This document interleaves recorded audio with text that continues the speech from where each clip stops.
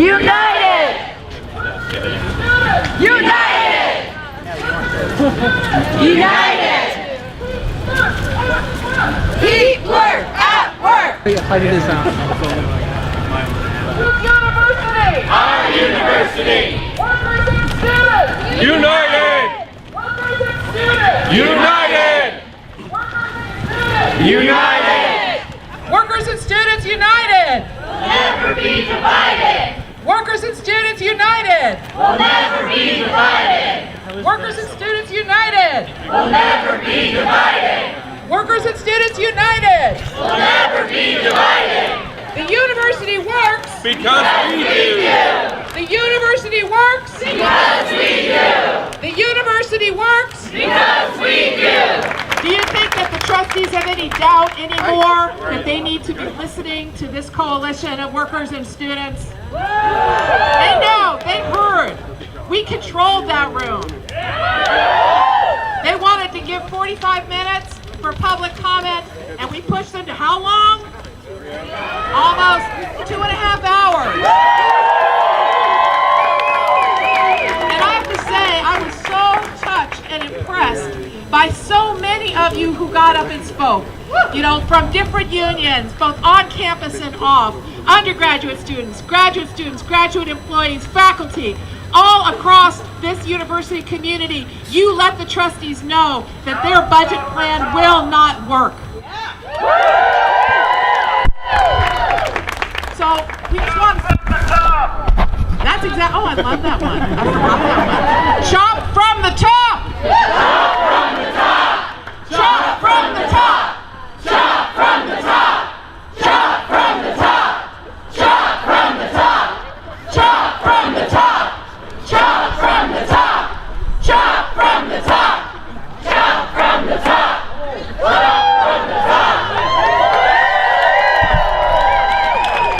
So what do we know? What do we know about this university? We know that it is the roots, the students, the learning, the research, the work that goes on. That is the roots, and that is the trunk of this tree. What we aren't so sure about the value of is what is all that crap at the top? Chop it, right? I mean, when do we need to pay an administrator $750,000 a year to do? Do we even know?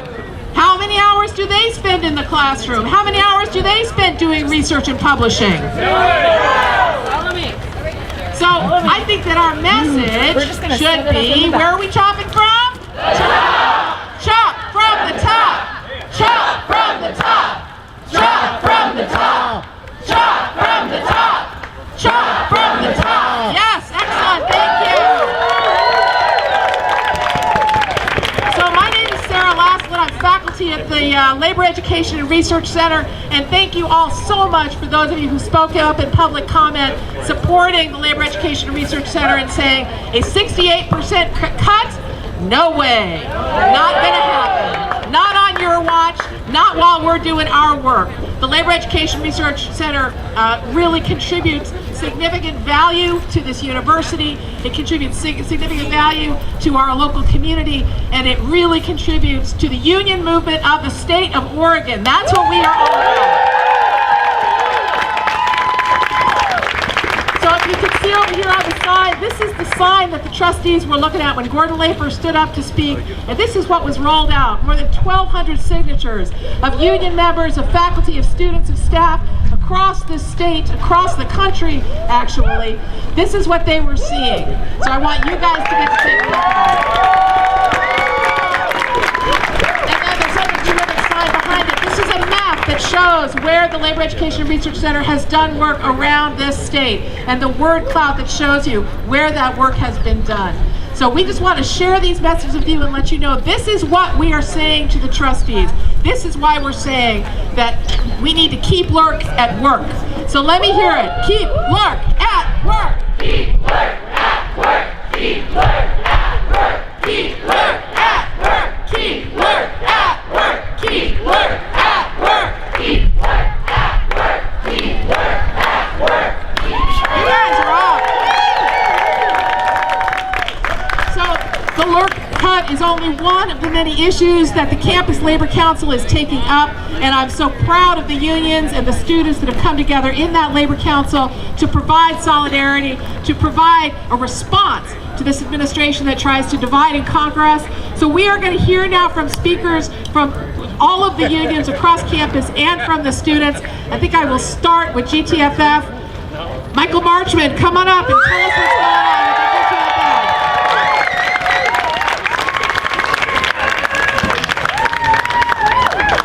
Thanks, Sarah. Hey, that was pretty great at the Board of Regents meeting, I have to say.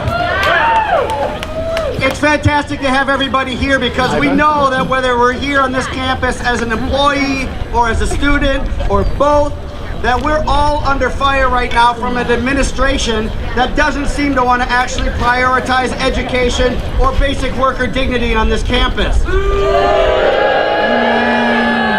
Shame on this university, shame on Michael Schill.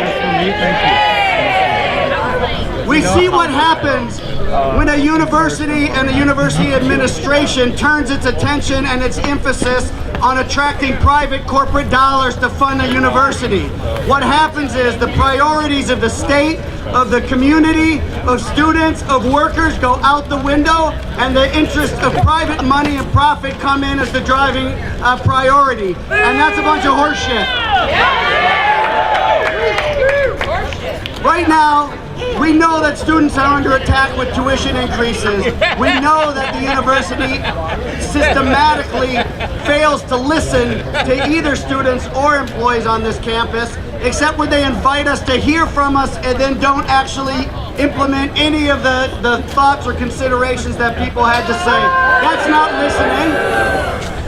The GTFF right now, as we'll hear from, I'm sure from Mike McGee and some others, is currently in contract negotiation. That is the union, if you don't know, and I assume most people do, that represents 1,400 graduate employees on campus that do the huge percentage of teaching and research on this campus. The university is gunning for our health insurance. And that's not it. They want to jack up what we pay in fees. The GTFF has negotiated over 40 years reduced fees for employees, so employees aren't turning around and turning half of their paycheck immediately back to their employer for the privilege of working. Right now, the university says, we want to eliminate that. We don't like giving you so much money. We want to take that away. We're saying, no way, not after 40 years of fighting for it. You're not going to touch our insurance. We're not going to care for reduced fees. We have a lot of problems on this campus, and I think days like today show what we need to do, which is we've got to unite together, because the university, the administration, corporate shill, they can split us, right? They can try to divide us. They can say, oh, you students, your tuition's going up because the greedy grad employees want decent health insurance. And all you faculty, you got to back off this corporate governance stuff, because I know you passed a policy through the Senate governing how emergencies get handled, but as the president, I have the right to overrule that, just so you know. So we're not going to let the universities play this game where they pit us against each other, am I right? No way. No way, because we're in this together for all of our sake and for the sake of public education and for the sake of the people of this state and this country, am I right? So, as a representative working with the graduate employees, I hope you all join in a little chant that we union members like to use, and it doesn't matter if you're a union member or not. We know what happens, right, when things get tough. It's time for union members to come together. It's time for all working people to stand together. So we know what time it is. It's union time on this campus. So what time is it? Union time! What time is it? Union time! What time is it? Union time! Yes, students and workers on this campus cannot be defeated.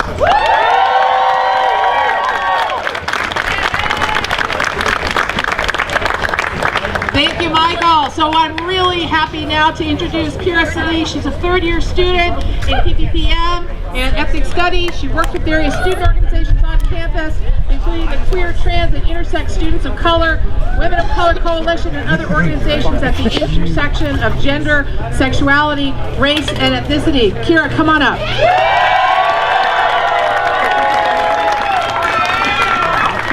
Hey y'all, can everybody hear me? Yeah! Okay, fantastic. First I just want to acknowledge that we are on Kalapuya land. We are on stolen land we are able to be here because of the genocide. So if we could take a moment to acknowledge that, please. Thank you. So I got a question for y'all. How many of you have like $114 laying around right now that you could just easily give up? Yeah, me either.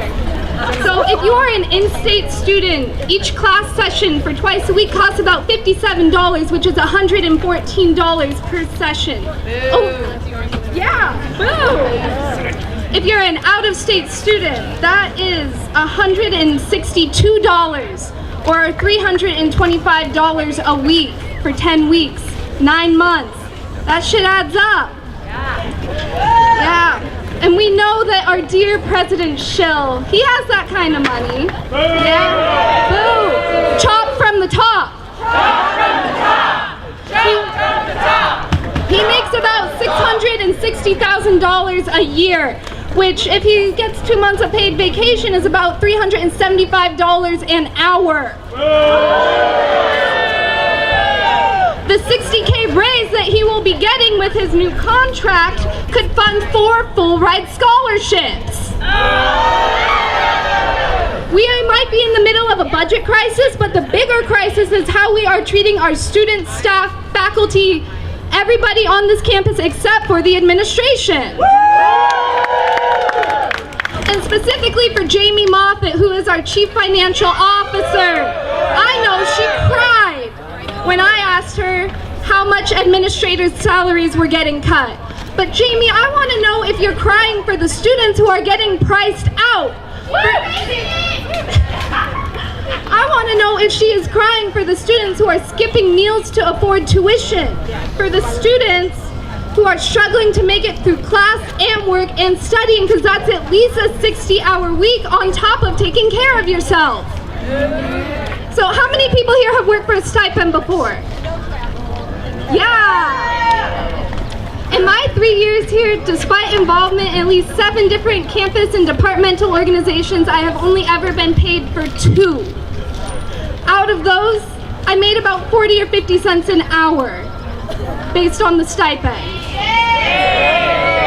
If the U of O truly valued student success, they would pay their student organizers living wages. If they truly valued marginalized students the way their advertisements show they do, they wouldn't make us do the work that they are supposed to be doing to support and retain marginalized students. Our free labor is what makes the U of O look diverse, but we do it out of necessity to keep our communities afloat. We are the only school in Oregon that takes stipend out of our financial aid packages. And if you're getting financial aid, the likelihood is that you need that stipend and the financial aid. We need to start paying people wages for the labor that they do to sustain this university in the image that it projects. And this includes the professors, the staff, and the GEs. This university exists because we are all here. Our learning conditions are the staff and faculty's working conditions, and the GEs. We cannot leave any of us behind because our struggles are intertwined. A loss for one of us is a loss for all of us, and we will not stop until we have sustainable conditions. Chop from the top! Chop from the top! Chop from the top! Chop from the top! Thank you so much, Kira. You know, since we're talking numbers, I was listening to Jamie Moffett yesterday report on the cost-saving measures that the university is being so successful at right now. One that caught my eye in particular is that the University of Oregon doesn't pay any property taxes, both for the university, but also for off-campus facilities that they use And they actually went through a legal battle to make sure that they had the right to not pay property taxes. And you know why they get to not pay property taxes? This is a public institution. Have you noticed that recently? Have you noticed the valuing of the public service mission of this university recently? Have you noticed the fact that all of you, Students and Workers United, are in fact taxpayers, are in fact the public, are in fact the people who are making this institution run and are hoping to get degrees that will actually get you a living wage job once you get out of here. $500,000 a year the University of Oregon is not paying in property taxes every single year, and they want to claim that they are a public institution, a public university, when we know where they're trying to go. We know that privatization is ultimately, certainly Phil Knight's priority for this university, and he went out of his way to say that Michael Schill was the right president to move us in that direction. Are we going to take that? No! We actually want to see this public institution be privatized, become more expensive. Do we want to see worse jobs, larger classes, higher tuition? That's where we're moving right now, people. Hell no. That's why we have to stay workers and students united. Workers and students united. Workers and students united. All right, so we are now going to hear from Johnny Earl, who is at the bargaining table for SEIU. Come on up, Johnny.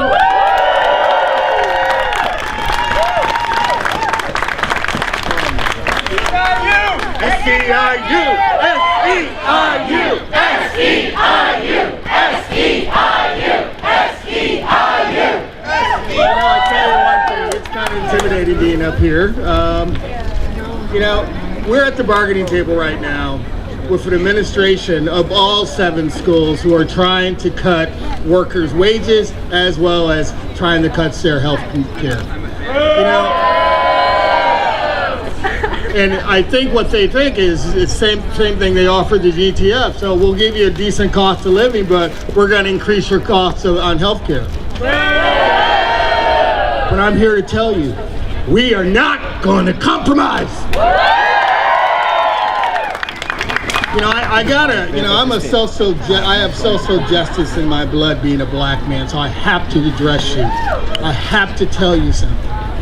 2 weeks ago, a black man was killed over in that parking lot. And at 19, I was in that parking lot. That was 40 years ago. And every day I drive by there and I say, why did that happen? Why haven't they not found the man who killed that black man? If there was any other student, they'd be looking a lot harder than they're looking. And what's embarrassing is that this university sent out a statement the next day and said he was not one of our students. He is one of our students. He was 21, he was at LCC, he was a man of this community, and he happened to be black. Every student in this community is one of our students.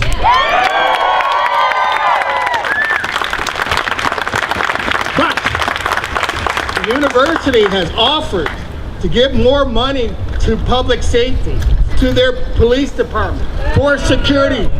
Now, what kind of job is that? Everyone knows that parking lot of PLC is an activity. There's something going on there where people go to the bars. You know, there's cameras all over here, but there's no cameras there. Obviously, as far as I see, you don't care. You're putting up poor students against the wealthy students. A student is a student, no matter what income they're in. This is the land of higher education. Higher education is about expanding your mind, not your wealth. But that's hard to sell, hard to tell. You know, whoever guessed that you going in higher education would make you rich. Look at that building over there. There's a man who makes $700,000. And there's a woman who makes $350,000. And there's several salaries over there over $200,000. And they want to cut your wages. They want to cut your health care. You know, there's people over here at these dormitories who work in our food service who makes less than $13 an hour. And as the woman just said earlier, the president of this university makes $375 an hour. What is wrong with this picture? In 2 years, minimum wage, minimum wage will go up to almost $15 an hour. And those workers over there will not be there. It's something wrong with the universities not trying to raise the bottom and bring these people up. A family of two, a single family of two who works over there in our food service, they have the ability to apply for public assistance. No one should be on public assistance working here at this university. No one.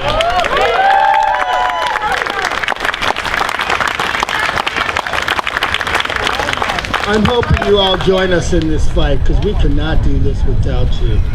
Every one of us has a stake in this game. Every one of us has a stake. You know, the student success bill, you are the student success bill. Without you, the students will not succeed. And with that in mind, just a week ago, I was up in Salem lobbying with the UO, and you know, it's kind of odd for me because I know that they need $200 million. But I know that they asked the students to go around to legislators and ask for $120 million. The deal is, and now don't get me wrong, that's for all 7 schools. The deal is $180 million would guarantee all of our contracts and also secure us somewhat for the future. But the minimal, keeping tuition below 5%, that's quite important. But don't forget, you're important too. You're important too. You deserve a wage increase and you deserve decent health care. I'd like to thank you all for recognizing that. I don't know how much time they gave me because I can go on and on. Oh, one more. I don't know where to start. You know, I've been here at this university for 18 years and I've seen changes. And you know, the biggest point where I've seen the most changes is right here in our administration. There is more and more and more and more of them. You know, there's less workers, more administrators. And it seems to me, every time it turns around, all the contracts settle this January, the administrators will give themselves a 3 or 4% increase. And some of those increases are equivalent to what you make a year. And something, if you don't get anything, they shouldn't get anything. If anything, they're the ones who should be chopped at the top. Thank you.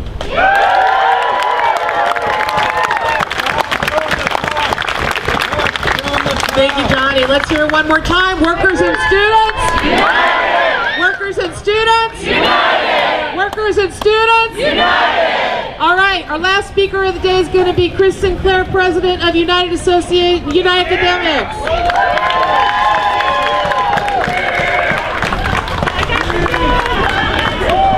Hello, everybody.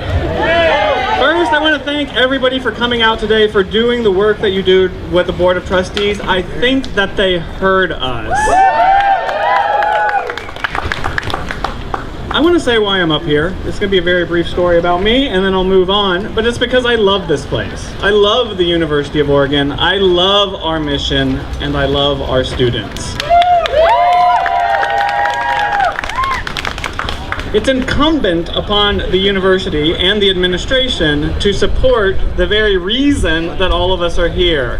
And that is academics, that is education, that is social progress, that is lifting up the bottom, that is making a better future for Oregon and for the world.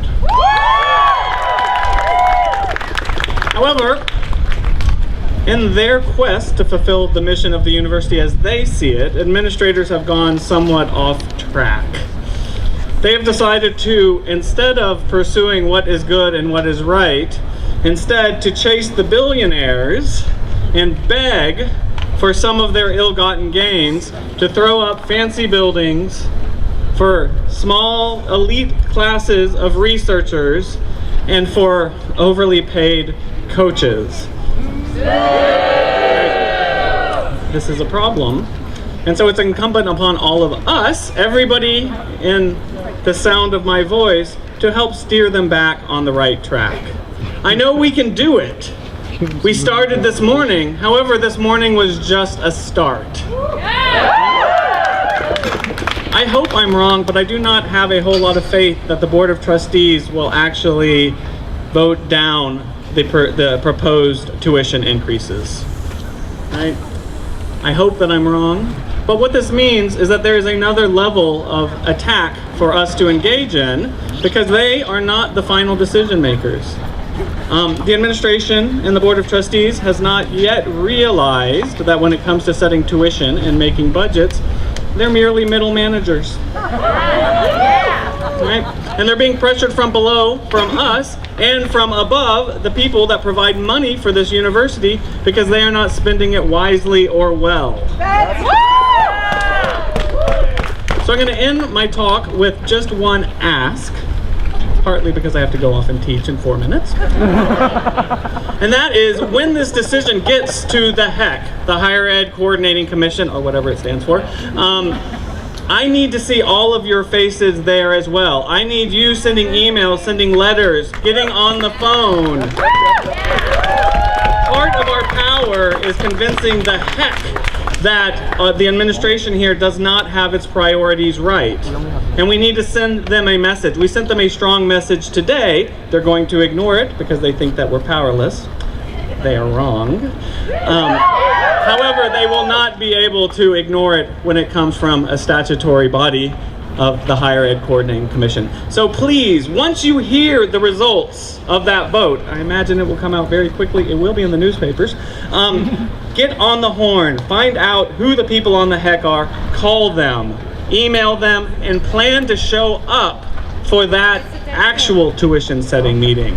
This is the beginning, this is not the end. I have to go teach.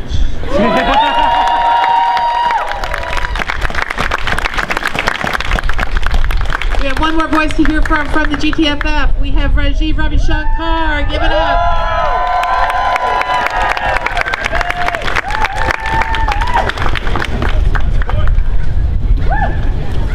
Hi everyone, I'm Rajiv. I'm VP for External Relations for GTFF. First, I want to start by saying that if people are interested in this kind of mobilization, we have a GTFF sit-in coming up at Johnson Hall next week, all next week.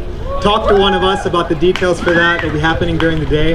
And that's part of what we need to do, is keep that momentum going. The second thing, as someone already did, I think every conversation that we have on this campus, especially at the budget, we have to recognize that this is a public university on stolen and indigenous land. And we should always remember that, because those people have such a sense of entitlement, it's sickening. And I want us to always foreground that they have no basis for that, and that we should always sort of have all of our ideas informed by that basic reality. So I'll kind of go with my prepared remarks. Today we're so proud to stand with our union cousins and student representatives in ASUO in this fight against budget austerity imposed by the UO admin across campus. What the university has made clear, whether it's in Shill's emails or during contract negotiations with GTFF, is that they primarily view students as a source of revenue and as consumers, and they view campus workers and important institutions like LERC as a burden. This is all part of an agenda to install a corporate neoliberal model at UO. And as Phil Knight said about President Schill, he's moving the UO toward a private university, and he's the right person for the job. In this model, power and wealth are concentrated at the top, with decision-making controlled by managers at the administrative level. You'll notice that when they talk about budget cuts, they mean cuts for everyone but themselves. For example, during the fall term of this school year, Schill signed a 5-year contract which includes a $60,000 annual raise, a retention bonus in 2021, and the infamous $1,200 car allowance. So with such big titles and sizable salaries, you'd think, these people really must know what they're doing. Of course not. At every turn, they undercut undergraduate education, devalue workers and labor on campus, and go against the university's own mission, vision, and values. They've pursued a model where private donors give money for big capital projects, buildings, but there's no money for the people who work in them. It's particularly interesting to see buildings coming up when we have severe problems with the buildings that already exist. For example, water quality issues and ceiling leaks that I remember I saw during a negotiation session at Mackenzie Hall, where there's a trash can set up to collect water. It's for collecting water and not for trash. That kind of tells you what the university's priorities are. It's a failed model that produces crisis after crisis, which admin uses to justify slashing programs, reducing benefits, and imposing austerity across the board that won't affect them. And that probably sounds familiar because that's the capitalist system. Our response to this, well, as we've heard time and again, let's chop from the top. But more importantly, it's about solidarity, like what we're doing today and engaging in right now by bringing students, faculty, graduate employees, classified staff, and community allies in common cause in a shared vision to challenge UO admin's pernicious agenda and failed model. Solidarity is one of the most deeply meaningful things that we can experience in our lives. You can feel how powerful it is right now. Simply put, collective direct action gets the goods. More so than almost any force in history. By coming together, we're a force to be reckoned with, and we demonstrate clearly to university admin that they can't divide us by throwing crumbs to some while throwing the others under the bus. Together we can successfully challenge these cuts, push back against this attempt to balance the budget on our backs. But we should strive for more. If we're dealing with the failed model that's been imposed on us, let's forge a new path. Being faced with the model of university dictatorship, we need to articulate a vision of university democracy. C.L.R. James, a famous Marxist historian and writer from Trinidad, had an essay titled, "Every Cook Can Govern."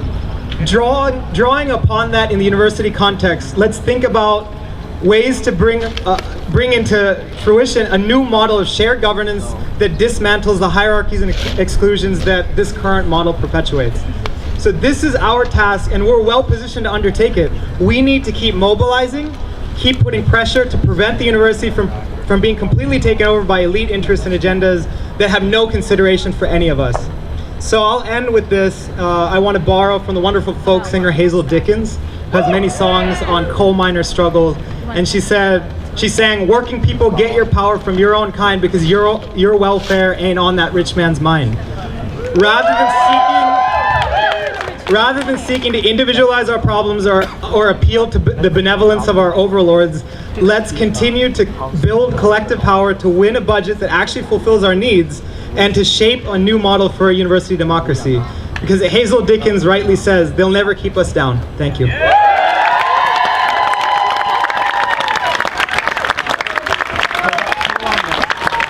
Workers and students? United! Workers and students? United! Workers and students? United! We got one more announcement, an SEIU action. Louis, you want to come up here? All right, come on up. I'll make this brief. I don't have a speech for this, but SEIU is expecting our financial proposals back from management on Monday, the holiday. So we're holding, and we have bargaining happening in the 1715 Franklin building Thursday and Friday of next week. And we're holding a rally on the steps of Johnson Hall Friday the 31st from 12 to 2. So please come and show support. We'll be there with GTFF holding their sit-in. So we'll converge again. And that's all I've got. Whose university? Our university! Whose university? Our university! All right. Well, thank you all so much for coming out. The U of O Campus Labor Council will continue to work together. Students and workers, we will continue to ask you to come out and support important issues affecting both workers and students on this campus and in this community. And remember, it's up to each and every one of us. You guys, every one of you, need to be going out and having conversations with your coworkers, with your family, with your friends about what's going on at this university. We need to consistently keep up the pressure to make them understand that we take the public service and education mission of this university seriously, even if they don't. So go on, go teach, go learn, go organize, have a terrific day, and we will see you again very soon. Thank you so much. Whose university? Our university! Whose university? Our university! Whose university? Our university! Power to the people.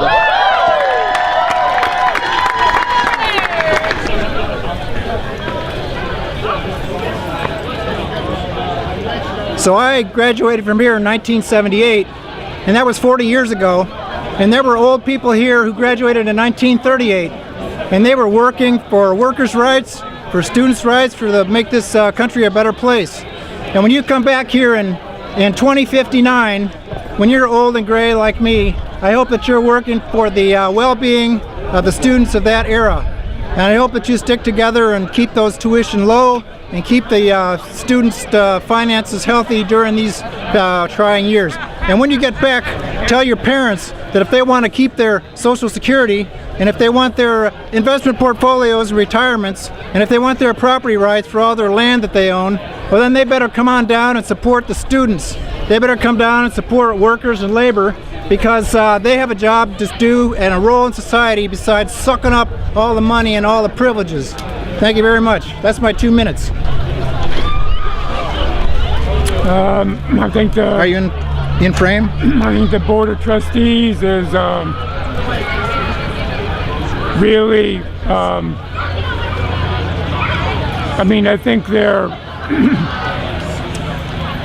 they've been put in this position, and they're basically required to do this. It's partly for show.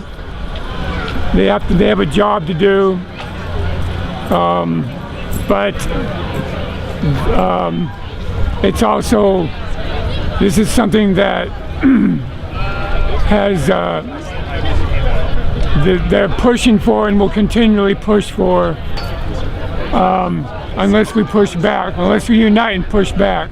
So this has to, people have to put a stop to this, otherwise they'll just get worse. All right, what do you want me to do? What do you got to say, man? What do I got to say? What the hell's going on here? What the hell's going on here? So today we had 2 actions. The Campus Labor Council, which is composed of all the labor unions on campus, plus the Associated Students of the University of Oregon, the undergrad student body. We went and disrupted the Board of Trustees meeting. We gave testimony for over 2 hours to the Board of Trustees, arguing why they should not cut LERC, the Labor Education Research Center, arguing that they should not increase tuition, arguing that they should not cut graduate employee health insurance, arguing that they should not cut health insurance for classified staff, various other things. So what we hope we made clear to the Board of Trustees today is that we're paying attention, that we're not stupid, that we're united, and that we're going to be a serious problem for them if they don't change course in a dramatic way very soon. So that's what we did today. I think it was a great success. Hey, can I ask you an intergenerational question? Sure. So, like, I graduated from here in 1978, and when I was here, there were guys who graduated in 1938 standing around here, and there was an EMU in those days. Anyway, they, because of their work since the Great Depression, they kept this as a public university. They kept tuition achievable. There was a public university, an intergenerational transfer of wealth that was supported by the population. And when you come back in 2059, I hope that people listen to you and you tell them what the fuck what we went through here. I hope so. Yeah, I mean, yeah, it's really great to have folks who have been fighting the struggle for a lot longer than we have, or at least I have. You know, GTFF's been around for 40 years, and you know, there's been a lot of great work that's been done. So I'm just hoping we can build on that legacy. And so, how can we communicate with more students? Because there's some labor people there, but there's 24,000 students who are affected by this this tuition increase, and they're underrepresented except people who just happen to walk by. Yeah. So why are the students not militant? Well, it's really tough. You know, I mean, there's a lot. It's you put your finger on the button, right? There's so many students, and it's really hard because they don't have a central organization like the workers do, because they have their unions. So they have ASUO, the governing body, but you know, there's only so much they can do. So the students got to get organized, right? The students got to, I mean, it's got to start with that grassroots level, one-on-one conversations. They got to build some kind of infrastructure, some kind of organization. Oh, and look at this. They're just coming out of class right now, so that's where they were. So now they're coming out of class and the rally's over, but yeah, well, maybe better scheduling next time. Yeah, better scheduling, but still, there's still a messaging issue, and there's something about conceptual. You know, there's something in the deep framing of what education is. That is something that's we're not. Well, you know, I mean, I remember. So I wasn't an undergrad that long ago. You know, and you know, I remember. You know, you're busy with your studies. You're busy with living your life, trying to make your dreams come true. And you just have to, as a student, you frequently just assume that the administrators, even if they might be kind of, rich, corrupt guys, they at least ultimately have your interests at heart. But we got to make clear to students that's not the case. Is that they got to fight. They got to stick up for themselves because no one else will. So by the time I got here, I was already 24. before, and I knew that the world was not on my side. And so I hated landlords. I feared landlords so much that I lived in my truck instead of living in housing, you know. Yeah. And so I graduated with no debt, but I didn't work one day, and university was free. And when I graduated, I have $5,000 in the bank that I had saved up. And so, but that's not possible today because, and now it's only 6 or 7% of this is funded by the taxpayer. It is a private corporation. Yep, sure is. Yep. So it's, I mean, and here's the thing, you know, the university wants to, you know, we're the last line of defense, right? The unions, the students, the workers, they're the only thing standing in the way of the university doing whatever the hell it wants. Right, it becomes a company, and so then it's only a counterforce is its labor unions. Yeah. All right. Thanks, man. Good Yep. shot. Thanks.